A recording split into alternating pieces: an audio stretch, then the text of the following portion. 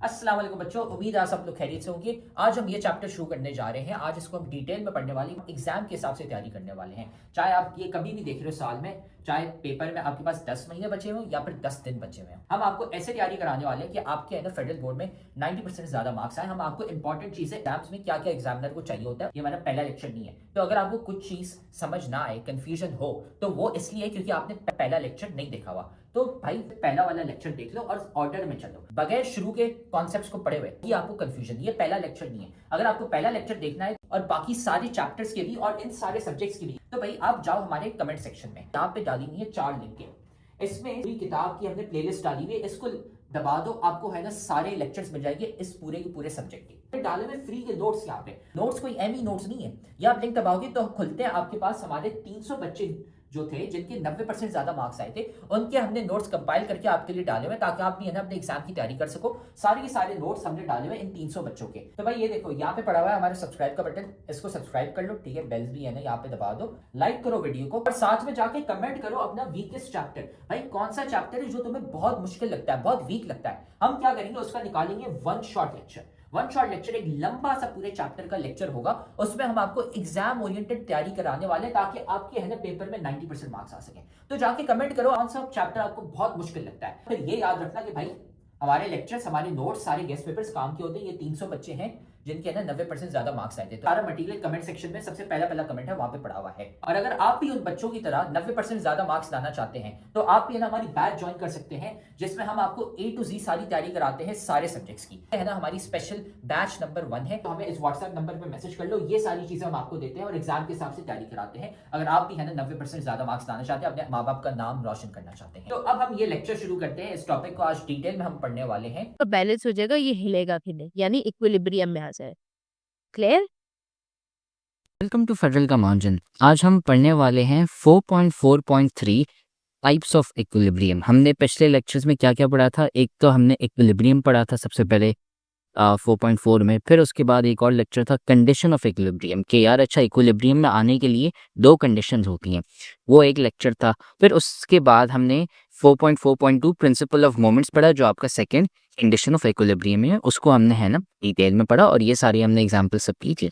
अब हम आते हैं 4.4.3 टाइप्स ऑफ इक्विलिब्रियम पे। अगर आपने पिछले वाले लेक्चर नहीं देखे हुए आप वो वाले देख लें, क्योंकि अगर आपको इक्विलिब्रियम नहीं पता क्या होता है, टाइप्स तो दूर की बात है ना, पहले आप इक्विलिब्रियम देख लें। हमारे है ना लेक्चर्स पूरी प्लेलिस्ट में है ना चैप्टर 4 के पढ़े हुए हैं।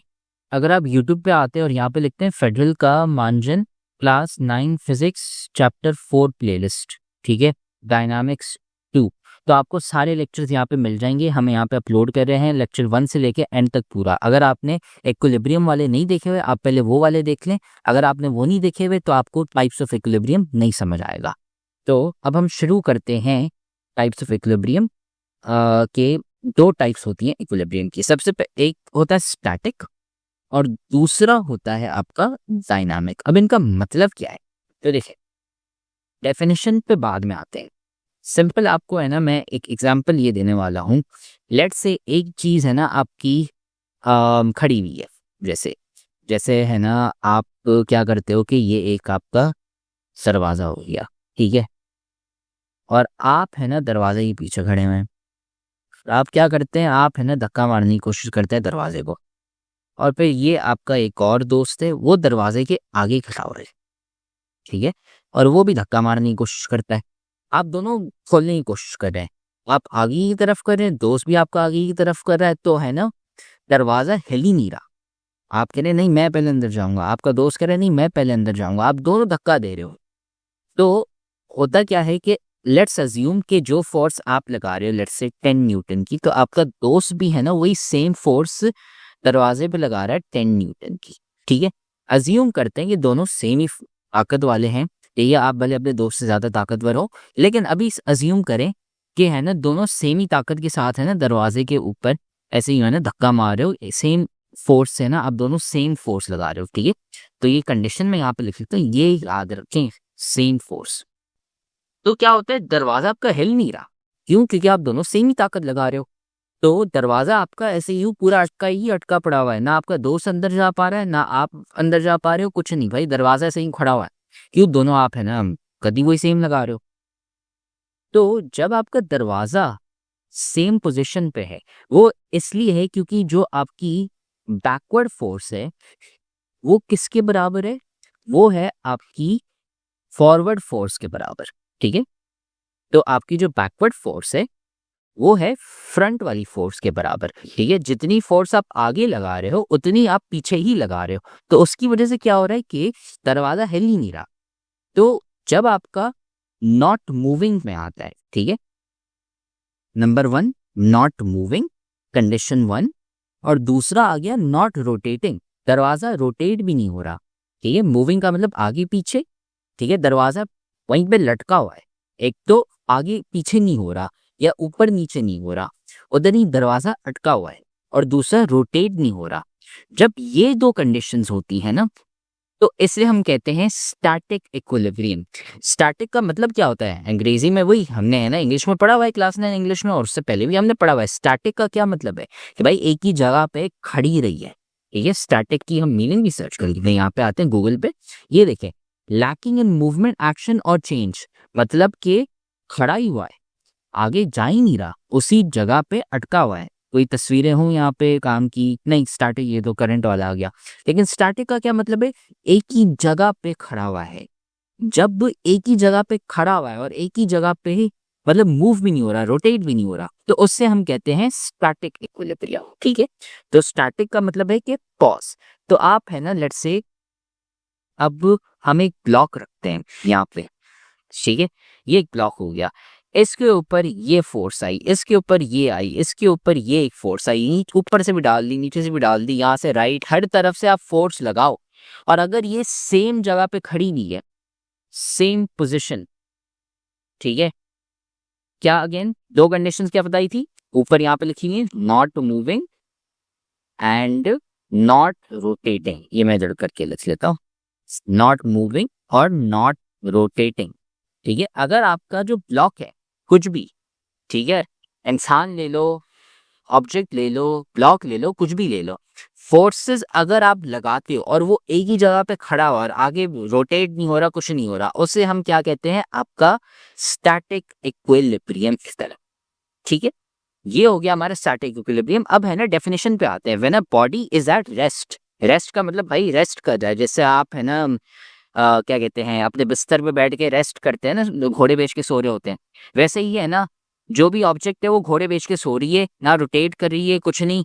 ठीक है, ऐसा रोटेट नहीं है मतलब आप बेड पे रोटेट करते हो, नहीं, आप है ना खड़े हुए हैं यहाँ पे एक ही जगह पे, एट रेस्ट है। ठीक है, कब, जब है ना सेवरल फोर्सेस आपके ऊपर एक्ट कर रही हो। ठीक है, जितनी भी फोर्सेस आपके ऊपर आ रही हो, अगर आप एक ही जगह पे खड़े हो और आप रोटेट ना कर रहे हो, ठीक है, उनका टॉर्क, अगेन रोटेशन किससे आती है, मोमेंट के थ्रू, टॉर्क के थ्रू, जब ये सब जीरो होंगी, आपका जो यहाँ पे दो कंडीशंस हैं जो हमने पढ़ी थी ना, कंडीशन ऑफ इक्विलिब्रियम में, कि नेट फोर्स आपकी जीरो होनी चाहिए, मतलब आप जितनी फोर्स लगा दो एक ही जगह पे खड़ा हुआ है, और दूसरा मोमेंट या टॉर्क जीरो होना चाहिए, मतलब वो रोटेट नहीं कर रहा। ठीक है, अगर ऐसा है और जगह एक ही पे खड़ा हुआ है, तो उसे हम कहते हैं स्टैटिक इक्विलिब्रियम। ठीक है, एक एग्जांपल यहाँ पे क्या दे दी, आपने टेबल पे है ना किताब रख ली, ठीक है, तो क्या हो रहा है कि वेट ऐसे यूं नीचे एक्ट कर रहा है किताब पे, ये ड्रॉ कर लेते हैं हम यहाँ पे। ठीक है, ये नए पेज पे आ गए, यहाँ पे हमने क्या ली, ये टेबल ले ली, और ये हमने है ना यहाँ पे किताब रख ली, किताब अच्छी नहीं बनी, वापसी बनाते हैं हम आपके लिए। तो किताब है ना आपकी यहाँ पे एक पड़ी हुई है, और आपने क्या किया कि किताब का वेट है, ठीक है, किताब का खुद का वेट है W, लेकिन उसके साथ साथ जब किताब टेबल पे है तो टेबल भी एक फोर्स लगा रहा है किताब के ऊपर ऊपर जाने की, रिएक्शन फोर्स या नॉर्मल फोर्स, जैसे हमने डायनामिक्स 1 चैप्टर 3 में पढ़ा था, reaction force, every force has a reaction force, ये हमने थर्ड न्यूटन के लॉ में पढ़ा था, Newton third law of motion में। ठीक है, कि every force has a reaction force, आप दीवार को मारते हो, दीवार भी आपको वापसी मारता है, आप अपने दोस्त को मारते हो, दोस्त भी आपको है ना आगे थप्पड़ मारेगा। वैसे ही ठीक है, किताब फोर्स लगा रही है टेबल पे, वैसे ही टेबल किताब पे फोर्स लगा रही है, उसकी वजह से क्या हो रहा है कि जगह एक ही पे खड़ा हुआ है। ठीक है, ये मूव नहीं कर रहा, ये एक ही जगह पे खड़ा हुआ है और ना रोटेट कर रहा है, तो उसकी वजह से क्या है, ये स्टैटिक इक्विलिब्रियम है। ठीक है, अब ये हो गया हमारा स्टैटिक इक्विलिब्रियम। फिर हम आते हैं डायनामिक इक्विलिब्रियम। अब डायनामिक का मतलब क्या होता है? डायनामिक का इंग्लिश का अल्फाज उसका मतलब है क्या? चेंज।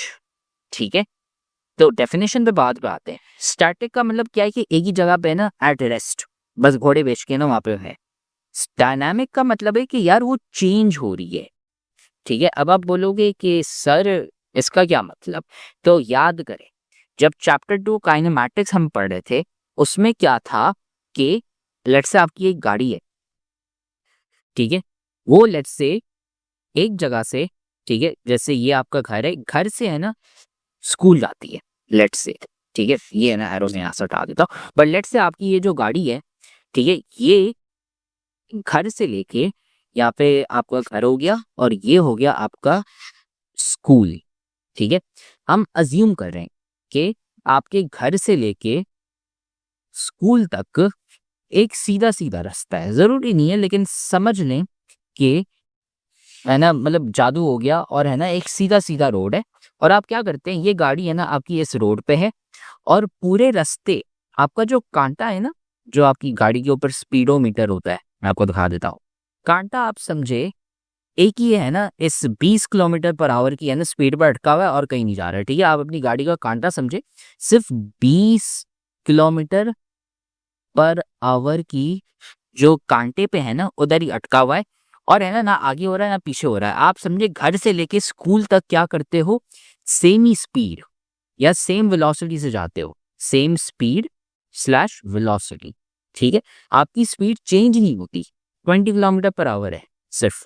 तो इससे क्या हो रहा है कि जब आपकी जो चेंज इन स्पीड है या वेलोसिटी वो क्या है, वो जीरो है, मतलब डेल्टा वी आपका जो है वो क्या हो गया, जीरो हो गया ना डेल्टा वी। तो उसकी वजह से आपकी एक्सेलरेशन क्या हो गई, जीरो हो गई। ये हमने चैप्टर 2 में पढ़ा था कि अगर आप सेम स्पीड में जाते हो। भाई ये लेक्चर तो तुम बहुत मजे से देख रहे हो, लेकिन तुम्हें पता है कि लेक्चर देखने से खाली 90% मार्क्स नहीं आ जाते। असल में भाई मार्क्स कैसे आते हैं? तो भाई ये लेक्चर देखने के बाद आपने नोट्स खुद के बनाने होते हैं और फिर साथ में आपने प्रैक्टिस भी करने होते हैं सवाल। भाई ये हमारा फेवरेट कोट है, 90% marks don't come from just hard work, they come from consistency, smart strategy and proper revision. भाई स्मार्ट तरीके से पढ़ो, स्मार्ट तरीका ये हमने आपको बताया हुआ है, तो साथ में हम आपको तरीका भी नहीं बता रहे, साथ में हम आपको दे रहे हैं भाई नोट्स। जाओ कमेंट सेक्शन में, नोट्स में से आपको मिल जाएंगे भाई उन बच्चों के नोट्स। 300 बच्चे थे जिनके 90% ज्यादा मार्क्स आए थे, उनके नोट्स वहां पे पड़े हुए, लेकिन साथ में उधर नीचे हमने आपको सवाल भी दिए हुए प्रैक्टिस के लिए। ये यहाँ पे पूरी गूगल शीट पड़ी हुई है भाई, यहाँ से जाके सवाल प्रैक्टिस करो। खाली ऐसा कुछ नहीं होता कि हाँ हम लेक्चर देखेंगे हमारे मार्क्स आ जाएंगे, नहीं भाई, नोट्स पढ़ने होते हैं और साथ में इनकी प्रैक्टिस भी करनी होती है सवालों की। तो आपकी क्या है, a is equal to delta V upon T. ठीक है, टाइम जो भी हो आपका, डेल्टा वी तो आपका सेम है ना। जब स्कूल पे थे तो आपकी स्पीड 20 किलोमीटर पर आवर, घर पे थे तब भी 20 किलोमीटर पर आवर। 20 माइनस 20 करके जीरो आ गया, जीरो डिवाइड बाय कोई भी नंबर कर ले जीरो आ रहा है। तो आपकी क्या है, एक्सेलरेशन जीरो हो गई, नंबर 1। नंबर 2, वेलोसिटी आपकी सेम है। तो इसका मतलब क्या है कि आपके ऊपर जो फोर्स है, हमने क्या पढ़ा था, F is equal to ma। Acceleration आपकी जीरो हो गई ना, मास गाड़ी का जो भी हो, लेट्स से 10,000 kg है, कोई फर्क नहीं पड़ता बाबा, जीरो से मल्टीप्लाई हो रहा है तो जीरो ही आएगा। तो आपके ऊपर जो नेट फोर्स है वो जीरो है। ये हमने चैप्टर 3 में पढ़ा था, ये मैं अभी आपको रिविजन करवा रहा हूँ क्योंकि आपकी जो नेट फोर्स जीरो है। तो याद रखें हमने क्या पढ़ा था अभी यहाँ पे कि नेट फोर्स जीरो है, ये देखें जीरो यहाँ पे लिखा हुआ है और यहाँ पे भी अब जीरो आया है। कैसे जीरो आया यार, आपकी वेलोसिटी चेंज ही नहीं हो रही, सेम स्पीड है, तो एक्सेलरेशन जीरो है और फोर्स भी जीरो है। क्योंकि फोर्स जीरो है इसका मतलब क्या है कि नेट फोर्स जीरो है। ये आपका क्या होता है, ये नेट फोर्स होता है, नॉट रिजल्टेंट फोर्स होता है। ठीक है, ये आपका, मैं यहाँ पर टाइप कर देता हूँ आप लोगों के लिए कि ये क्या होता है आपका नेट फोर्स या रिजल्टेंट फोर्स। ठीक है, तो आपका जो नेट फोर्स और रिजल्टेंट फोर्स क्योंकि जीरो है, इसका मतलब क्या है कि वापसी आपका कंडीशन इक्विलिब्रियम वाली आ गई। लेकिन आप कह रहे हो सर मैं तो एक जगह से दूसरी जगह तो जा रहा हूं। हाँ आप जा रहे हैं, लेकिन क्या हो रहा है कि आपकी रिजल्टेंट फोर्स जीरो है। कैसे, क्योंकि आप स्पीड चेंज नहीं कर रहे। तो इस कंडीशन में आप डायनामिक इक्विलिब्रियम में आ रहे हो कि आप मूव तो कर रहे हो, ठीक है, आप मूव कर रहे हो, लेकिन आपकी जो फ्रंट वाली जो फोर्स है और जो बैकवर्ड वाली फोर्स है वो सेम है। तो उसकी वजह से आप एक्सलरेट नहीं कर रहे, आप ज़्यादा स्पीड नहीं बढ़ा रहे, आपकी वेलोसिटी वही सेम की सेम है। जब ये होता है तो आप डायनामिक इक्विलिब्रियम में हो और उसकी वजह से आप क्या कहते हैं, आपकी रिजल्टेंट फोर्स 0 है, तो आपकी कंडीशन फुलफिल हो गई, नंबर 1। और नंबर 2, आपकी रोटेशन भी समझे, हम है ना रोटेट नहीं कर रहे, गाड़ी आपकी एक ही जगह पे खड़ी हुई है, मतलब रोटेट नहीं करी, ऐसे है ना कल्टी नहीं खा रही। तो उसकी वजह से आप क्या आ जाते हो, आप आ जाते हो रिजल्टिंग जो आपका फोर्स है 0 है, तो आपका डायनामिक इक्विलिब्रियम आ जाता है। डायनामिक इक्विलिब्रियम ये है कि आपकी रिजल्टेंट फोर्स 0 है, ठीक है। तो यहाँ पे मैं लिख लेता हूँ कि रिजल्टेंट फोर्स, ठीक है, या moment is equal to 0, however you are still moving और रोटेटिंग, ठीक है। आपकी रिजल्टेंट फोर्स 0 है, रिजल्टेंट मोमेंट या टॉर्क जो भी है आपका 0 है, लेकिन फिर भी आप मूव या रोटेट कर रहे हो, तो आप किसमें हो, आप आ जाते हो डायनामिक इक्विलिब्रियम में, ठीक है। ये आपका डायनामिक इक्विलिब्रियम है। थोड़ी सी और एग्जांपल्स हम कर लेते हैं। जैसे हमने चैप्टर 2 में क्या पढ़ा था कि जब आप है ना लेट्स से हवा से छलांग मारते हो, ठीक है, तो आपकी एक्सेलरेशन शुरू में क्या होती है, लेट्स से ये आपका बंदा हो गया यहाँ पे, ठीक है, आप है ना लेट्स से जहाज से है ना पैराशूट लेके है ना छलांग मारते हो, ठीक है, ये जहाज आ गया यहाँ पे, मैं इतना कोई अच्छा जहाज नहीं बना पाऊंगा, लेकिन खैर आपने है ना छलांग मारी पैराशूट के साथ, ठीक है, ये पैराशूट मैंने यहाँ पे छोटा सा लगा दिया। आपकी शुरू में एक्सेलरेशन क्या होती है, 9.81, ठीक है, लेकिन कुछ टाइम के बाद, क्योंकि क्या होता है कि जब आप नीचे गिरते हैं तो आपके ऊपर है ना क्या होता है, एयर रेजिस्टेंस लगती है। ये क्या है आपका यहाँ पे, एयर रेजिस्टेंस। तो हवा भी है ना आपके ऊपर फोर्स लगा रही है, रेजिस्टिव फोर्स है, ठीक है। हवा जो कि है आपके ऊपर है ना, ऊपर मतलब आपके ऊपर फोर्स लग रहा है, हवा कह रही है नहीं आप वापसी ऊपर जाओ, आप नीचे जा रहे हो, वेट आपको नीचे खींच रहा है, हवा आपको ऊपर लेके जा रही है। तो उसकी वजह से कुछ टाइम के बाद क्या होता है कि जब आप कुछ टाइम के बाद ऐसे पॉइंट पे आ जाते हैं कि आपकी एक्सलरेशन जो है वो 0 हो जाती है, मतलब आपकी जो वेट है W वो किसके बराबर है, वो है एयर रेजिस्टेंस के बराबर, ये दोनों इक्वल हो जाते हैं। तो एक्सेलरेशन आपकी 0 हो जाती है, तब भी आप इक्विलिब्रियम में होते हो। कौन से इक्विलिब्रियम में, डायनामिक इक्विलिब्रियम में, ठीक है। तो ये होता है आपका डायनामिक इक्विलिब्रियम। तो हम वापसी आते हैं यहाँ पे, डायनामिक इक्विलिब्रियम फिनिशन पढ़ते हैं। When a body is moving at uniform velocity, velocity आपकी सेम है, चेंज नहीं हो रही, under the action of several forces acting together on the body, तो उसे हम डायनामिक इक्विलिब्रियम कहते हैं। आप सेम वेलोसिटी से मूव कर रहे हो और फोर्सेस आपके ऊपर एक्ट कर रही हैं, ठीक है। जैसे आपकी गाड़ी है, इंजन आगे जा रहा है लेकिन फ्रिक्शन भी लगी हुई है आपके रोड की, ठीक है, हवा की फ्रिक्शन होगी, बहुत सारी फोर्सेस आपके ऊपर एक्ट कर रही हैं, लेकिन आप फिर भी सेम वेलोसिटी से जा रहे हो, आपकी वेलोसिटी चेंज नहीं हुई, तो आप किस में आ जाते हो, डायनामिक इक्विलिब्रियम में आ जाते हो, ठीक है। पर डायनामिक इक्विलिब्रियम के दो टाइप्स होते हैं, एक होता है आपका डायनामिक ट्रांसलेशनल इक्विलिब्रियम। ये कौन सा है कि जब आपकी यूनिफॉर्म लिनियर वेलोसिटी है और आप आगे मूव कर रहे हो, ठीक है। यहाँ पे एग्जांपल क्या दिया है, paratrooper falling down with constant velocity. जैसे ये पैराट्रूपर है, ये मैंने आपको एग्जांपल दी थी ना कि एक बंदा पैराशूट लेके नीचे गिर रहा है, ये हमने चैप्टर 2 और 3 में पढ़ा था, तो इसलिए मैंने आपको थोड़ा सा रिवाइज भी करा दिया एग्जाम्पल देके कि जब ये भाई साहब नीचे गिर रहे हैं तो इसका जो वेट है mg वेट, वो किसके बराबर है, एयर रेजिस्टेंस के बराबर। तो उसकी वजह से एक्सेलरेशन इन भाई साहब की 0 हो जाती है, और जो कांस्टेंट वेलोसिटी होती है उनकी, कांस्टेंट वेलोसिटी, ठीक है, तो मतलब चेंज इन वेलोसिटी जो आपका डेल्टा वी होता है वो क्या होता है, वो 0 ही होता है, ठीक है। ये आपकी डायनामिक इक्विलिब्रियम ट्रांसलेशनल इक्विलिब्रियम की एग्जाम्पल हो गई। आप कुछ भी जिंदगी में एग्जाम्पल ले लें कि कुछ भी जो आपके हो, लेट्स से आपने है ना एक एयरप्लेन बनाया, पेपर एयरप्लेन, ठीक है, पेपर एयरप्लेन आपने बनाया, ठीक है, ये इसकी भी है ना पिक्चर हम खोल के देख लेते हैं। तो ये आपका आ गया पेपर एयरप्लेन, ठीक है, ये आपने पेपर से बनाया, ठीक है, हवाई जहाज, ठीक है, पेपर का। तो ये आपने फेंका और ये कांस्टेंट वेलोसिटी से मूव कर रहा है, तो ये डायनामिक ट्रांसलेशन इक्विलिब्रियम में है। ठीक है, आप कुछ भी ले लें और अगर वो यूनिफॉर्म वेलोसिटी से मूव कर रहा है, मतलब डेल्टा वी आपका 0 है, यहाँ पे डेल्टा वी वापसी आपका 0 है, तो मतलब एक्सेलरेशन 0 है, उसकी वजह से नेट फोर्स आपकी 0 है। जब आपकी जो नेट फोर्स, रिजल्टेंट फोर्स, ठीक है, मैं RF लिख लेता हूँ यहाँ पे, रिजल्टेंट फोर्स जब ये 0 है आपकी, तो मतलब आप डायनामिक इक्विलिब्रियम में है। डायनामिक ट्रांसलेशनल इक्विलिब्रियम आपका कौन सा, जब आप मूव कर रहे हैं। फिर आता है दूसरा टाइप, डायनामिक रोटेशनल इक्विलिब्रियम, जब आप रोटेट कर रहे हो, ठीक है, लेकिन आपके ऊपर क्या है, कहते हैं यूनिफॉर्म रोटेशन। यूनिफॉर्म रोटेशन क्या क्या मतलब है कि आप सेम रेट से रोटेट कर रहे हो। ठीक है, ऐसा क्या मतलब है, जैसे आपने पंखा घुमाया आपने, ठीक है, आपने अपना पंखा चलाया, ये पंखा आ गया यहाँ पे, ये पंखा तो नहीं लग रहा, सनफ्लावर लग रहा है, लेकिन चले ये समझे आपका पंखा है। आप अंदाजा लगाते हो कि यार 1 सेकंड में, ठीक है, 1 सेकंड में ये 10 दफा घूमता है, ठीक है, 10 टाइम्स। ठीक है, इसने है ना रिंगा रिंगा रोजेस किया 10 दफा 1 सेकंड में, और लेट्स से आप 10 मिनट बाद भी देखते हो कि अच्छा 10 दफा ही ये 1 सेकंड घूम रहा है, या आप 1 मिनट के बाद देखो कि अच्छा ये इसकी रोटेशन जो है वो हम लिख लेते हैं 10 टाइम्स पर सेकंड। ठीक है, रोटेशन स्पीड हम लिख लेते हैं अंदाजन। ठीक है, पहले आपने वेलोसिटी पढ़ी थी ना, अब इसको हम कह रहे हैं रोटेशन स्पीड, कि यार ये अच्छा 10 फुल रेवोल्यूशंस 10 दफा है ना चक्कर काट लेता है 1 सेकंड में। ठीक है, और आपने क्या किया, 1 मिनट के बाद आया, आपने वापसी काउंट किया और देखा 10 टाइम्स पर सेकंड वापसी आ गया। ठीक है, रोटेशन स्पीड सेम है।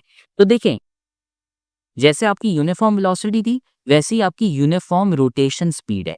अगर आपकी रोटेशन स्पीड सेम रहती है तो आप किस में आते हो, आप आते हो डायनामिक रोटेशनल इक्विलिब्रियम, कि आप रोटेट सेम रेट से कर रहे हो, आपका रेट चेंज नहीं हुआ। अगर आपका रेट 12 टाइम्स पर सेकेंड हो गया 1 मिनट के बाद, तो आप इक्विलिब्रियम में नहीं है, आपने आपके ऊपर है ना एक डेल्टा वी जैसे होता है, वैसे ही आपका डेल्टा रोटेशनल स्पीड आ गया कि आपकी रोटेशन स्पीड बढ़ गई, तो उससे आप एक्सलरेट करते हो। जैसे ये है ना एक्सलरेशन आई, तो मतलब आपके ऊपर एक रिजल्टेंट फोर्स लगी है। तो रिजल्टेंट फोर्स कैसे आई, बिजली की वजह से हो सकता है, हवा ज़्यादा, ऐसे कुछ बहुत सारे रीजन है, लेकिन रोटेशन स्पीड अगर आपकी सेम रहती है, ठीक है, यूनिफॉर्म है, रोटेशन है, तो क्या मतलब है कि आप डायनामिक रोटेशनल इक्विलिब्रियम हो। ठीक है, आप और भी बहुत सारी चीज़ें ले लें, जो भी घूमती हों चीज़ें, तो अगर वो सेम ही रेट से रोटेट करती रहा और फिर भी, ठीक है, अगर वो यूनिफॉर्म है, तो वो आपका डायनामिक रोटेशनल इक्विलिब्रियम है। कैसे, क्योंकि आपके ऊपर जो रिजल्टेंट फोर्स है वो तो 0 है। ठीक है, change in velocity, change in acceleration जो भी 0 है। ठीक है, रिजल्टेंट फोर्स आपके ऊपर 0 है, एक्सेलरेशन भी आपकी 0 है। ठीक है, तो ये हमारी 2 टाइप्स होती हैं, डायनामिक रोटेशनल इक्विलिब्रियम और डायनामिक ट्रांसलेशनल इक्विलिब्रियम। तो वापसी स्टैटिक इक्विलिब्रियम कर लिया हमने, जिसमें जगह एक ही जगह पे बैठी हुई है आपकी चीज। डायनामिक इक्विलिब्रियम में 2 टाइप्स आती हैं, ट्रांसलेशनल इक्विलिब्रियम जिसमें आपकी वेलोसिटी यूनिफॉर्म है, सेम है, वेलोसिटी चेंज नहीं हो रही, पर डायनामिक रोटेशनल क्या है, जिसमें आप यूनिफॉर्म रोटेशन, आपकी रोटेशन स्पीड चेंज नहीं होती। ठीक है, इससे हमारे ये लेक्चर खत्म हो चुका है। अगले लेक्चर में हम स्टेबिलिटी। तो उम्मीद है अब आपको है ना ये टॉपिक समझ आ गया। हमने सारे के सारे सब्जेक्ट्स और सारे के सारे चैप्टर्स के हमने नोट्स डाले हुए हैं, लेक्चर्स डाले हुए हैं। इधर कमेंट सेक्शन में चले जाओ, नोट्स पढ़े हुए हैं, लेक्चर्स पढ़े हुए हैं, गेस्ट पेपर भी हम आपको दे रहे हैं और इंपॉर्टेंट चीजें भी बता रहे हैं, ताकि आपको है ना एग्जाम की डेट्स भी पता चल जाए और आपका एग्जाम मिस ना हो जाए। सारी चीजें हमने कमेंट सेक्शन में डाली थी, वहां से है ना जाके वसूल कर लो उसको। तो आप देख रहे हो कि हमारी इतने सारे बच्चे हैं जिनके 90% ज्यादा मार्क्स आए, क्यों? सवाल देने के साथ साथ हम सिखाते हैं कि भाई आंसर कैसे लिखते हैं। आंसर लिखने का एक तरीका होता है, वो तरीका हम सिखाते हैं सिर्फ और सिर्फ हमारी बैच वाले बच्चों को, इसलिए हमारे इतने सारे बच्चे हैं जिनके 90% ज्यादा मार्क्स आए हैं। तो अगर आप भी हमारी बैच ज्वाइन करना चाहते हैं ताकि आपके भी 90% से ज्यादा मार्क्स आए, तो हमारी बैच खुली है, इस व्हाट्सएप नंबर पे हमें मैसेज कर लो, आपको ये सारी चीजें मिल जाएंगी। हम आपको सिखाएंगे कि भाई आंसर कैसे लिखते हैं। टॉपर बच्चे जो 90% ज्यादा मार्क्स लाते हैं वो आंसर कैसे लिखते हैं ताकि एग्जामिनर मार्क्स काट ही ना सके, ताकि वो एग्जामिनर बोले भाई ये लो फुल मार्क्स। हमें इस व्हाट्सएप नंबर पे मैसेज कर लो और हम आपको ऐड कर लेंगे हमारी बैच में, और फिर आप भी है ना 90% से ज्यादा मार्क्स ला सकते हैं।